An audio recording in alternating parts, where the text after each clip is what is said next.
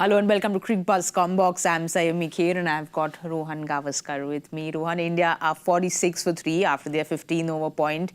Really not the start that anyone would have imagined. Rohit gone for 15, Virat gone for 11, Shreyas gone, Shubman gone for 2. Shreyas and Axar kind of steady the ship right now. But clearly we didn't read the pitch very well. Clearly, because our pre-match predictions of 300, 280 and 270 way off the mark. But look, we said we don't know what the pitch is like. But Rohit said he wanted to bat first. Yeah, so. But I think also the fact that we've got 4 spinners in the side and he wanted to bat first tells you that I think he read the pitch a little better. Because if you've got 4 spinners and the way the pitch is playing, if we can get to about 220, I think it'll be game on. Oh, you think 220 will be a game on? I think 220 will be game on. Well, Rohit started off well and then fell to that pull shot we spoke about. Yeah. He was looking very good. Rohit Sharma gone for 15 and Shubman, of course, going very early with that LB. Virat Kohli and that catch. I mean, does the player not play the cut shot when there's Phillips there? I mean, there's nothing to do. He's played that cut shot magnificently. But you've got to say he's come up against one of the best fielders. Again, we use the word of all time, but you've got to put Glenn Phillips in that category. One of the best fielders of all time. That catch was simply magnificent.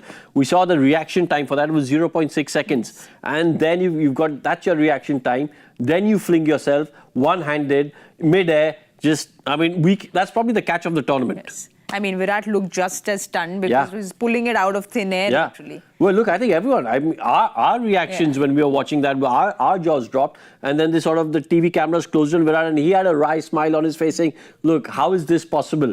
But just one of those things when, sometimes you doff your hat off to an excellent delivery. You've gotten out to a really good ball. Over here, you've just got to doff your hat and say, this was one of those catches, can't do anything about it. Well, New Zealand has been very disciplined, not only in the field, but with their bowling as well. The Pacers getting the wickets so far today. Matt Henry getting 2 and Jameson getting that 1, but just very disciplined from New Zealand. Yeah, well, look, you have a look at those economy rates. Obviously the wickets have helped, 3 wickets, but generally the way, white ball cricket has progressed, that even if wickets fall with the batting depth that India has, you would expect, Shreyas Iyer to go out there and play a few shots. Axar Patel to play a few shots, but the conditions haven't allowed them to. The New Zealand bowlers have bowled really well, but the pitch conditions have also helped. I beg your pardon.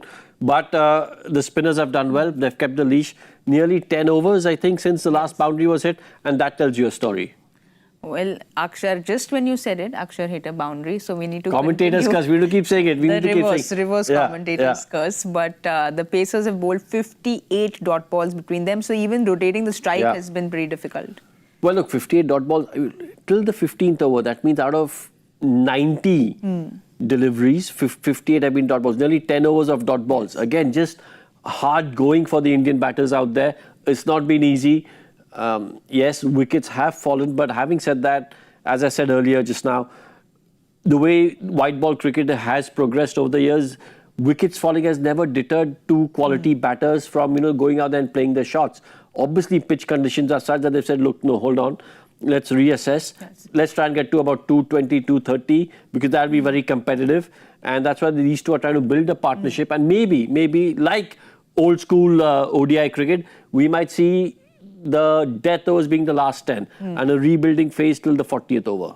But with Shreyas, we know he likes to be aggressive as well. So do you see him being the aggressor in the 2? Well, I think Shreyas has got a lot of experience now. I think he'll respect the conditions. He'll respect the conditions that are out there. And the conditions that are out there right now suggest that he needs to be a little bit more circumspect for the foreseeable future, and then play his natural aggressive game where he likes to dominate, put pressure on the opposition. So we will see a bit of that if he sticks around for the next 7 or 8 overs. Well, there is a deep batting. There's KL, Hardik, Ravindra Jadeja to follow. But like you said, Shreyas has that experience and he will build that innings. But where do you think India should be in 20 overs from here? Well, in the 35-over mark, I think they should be around... Well, if they're around 160, 170, they're doing a really good job, because then I expect the next 15 overs for them to get to another 50, to about 250, 260, which will be extremely competitive. So if they can be up to that 160, 170 mark around the 35th over, I don't think they will, but that's ideal scenario. I think they'll be around the 135 mark. All right, let's wait and see if they manage to consolidate Shreyas and Axar. We'll be back at the 35th over point with the Cricbuzz Comm Box. Thank you so much for watching.